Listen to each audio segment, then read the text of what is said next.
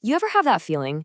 You look at your paycheck, you look at your bills, and you feel like you're just stuck on a treadmill? You're working harder than ever, but you just can't seem to get ahead. It's an incredibly common and, yeah, super frustrating feeling. So today, we're going to break down a really simple two-part formula that can completely change that. So let's start with a question. When you think about building wealth, what's the first thing that pops into your head? For most of us, it's probably, I just need to earn more money. But what if that's actually not the real answer? All right, I'm just going to throw a number at you. 1 in 3. What do you think that could possibly mean? Well, get this. It means that in the US, 1 out of every 3 households earning $150,000 a year is still broke. Yep, a 6-figure income, and they're still living paycheck to paycheck. This tells us something huge. Making more money doesn't automatically make you wealthy. This is what's known as the high earner's money trap. You've probably heard of it as lifestyle creep. You know how it goes. Our income goes up, and somehow our spending goes right up there with it. A bigger paycheck just means a nicer car, a bigger apartment, more expensive dinners, and suddenly we're right back where we started. And here's the thing. It's not entirely our fault. It's not just a lack of willpower. You have to see it for what it is. It's a battle. From the government to the super smart algorithms on our phones designed to make us spend, everybody wants a piece of our income. And they don't want a one-time thing. They want a customer for life. This chart kind of breaks down how that battle plays out every single day. Think about it, you're 9 to 5. The first 6 hours of your day, that's not even for you. That's just to cover taxes, housing, and food. That means you only have the last 2 hours of your workday for everything else. Savings, investing, fun.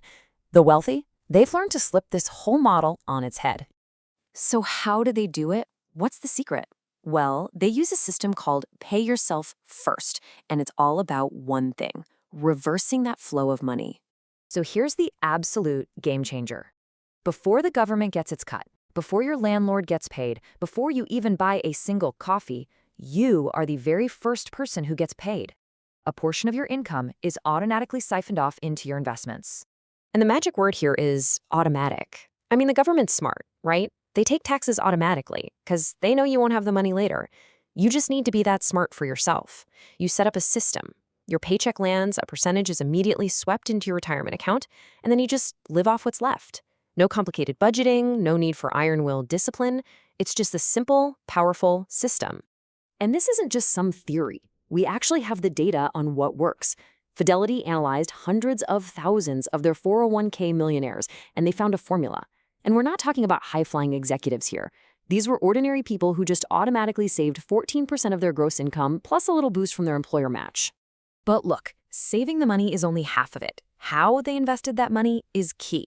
It wasn't just sitting in a savings account. It was invested for growth. And when you look at the data, the mix was pretty simple. About 70% in stocks and 30% in bonds. That combination of automatic saving and growth investing, that is the first powerful escalator to wealth. Okay, so that's escalator number 1. But there is a second one, and this one is smack in the middle of one of the biggest debates in personal finance: owning a home. You've probably heard all the online gurus saying it's a terrible investment. So let's look at the other side of that argument. The common advice goes something like this.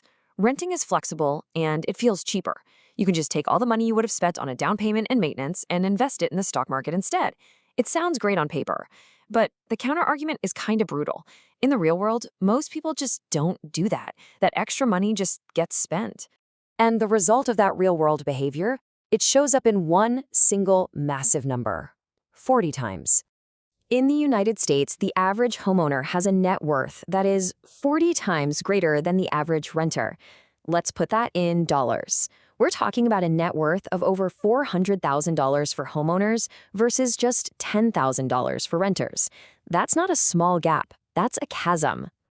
But what about all those extra costs of owning a house? The taxes, the insurance, repairs. Renting saves you from all of that, right? Well, think about it for a second. Your landlord isn't a charity. They're running a business. All of those costs are just baked right into your rent payment, so you're paying for them either way. The only difference is, when you own, you're building equity. So why is home ownership such a powerful tool for building wealth? Well, it comes down to a few hidden advantages that the stock market just can't really offer in the same way. The biggest one by far is leverage. Let me give you a super simple example. Let's say you buy a $200,000 house, but you only put down $40,000. So you are controlling a $200K asset with just a $40K investment. Now let's imagine the home's value doubles to $400,000. Your profit isn't on your $40K, it's on the whole asset. You've made $200,000. That is a 5 times return on your actual cash. It's incredible.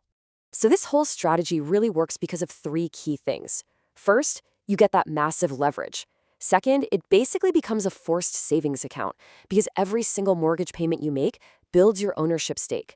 And finally, and this one is huge in the US, when you sell your house, a huge chunk of your profit, up to $500,000 for a married couple, can be completely tax-free. So let's put it all together. This isn't about choosing one or the other. It's about understanding the 2 main engines that have consistently built wealth for ordinary people. These are the 2 great escalators to wealth. First, an automated system to invest in the stock market, paying yourself first. And second, owning the home you live in. If you're not on these 2 escalators, you're pretty much choosing to take the stairs, and you risk being left behind financially. And this really gets to the core problem with that whole just rent and invest the difference argument. I mean, at the end of the day, you can't live inside an index fund. You have to live somewhere, and your rent is going to go up year after year after year. For decades, you'll just be paying someone else's mortgage, funding their retirement. Which brings us to the last and maybe the most critical question you have to ask yourself. Every single month when you make that housing payment, whose future are you building? Are you building your own equity, your own net worth, or are you just paying for someone else's?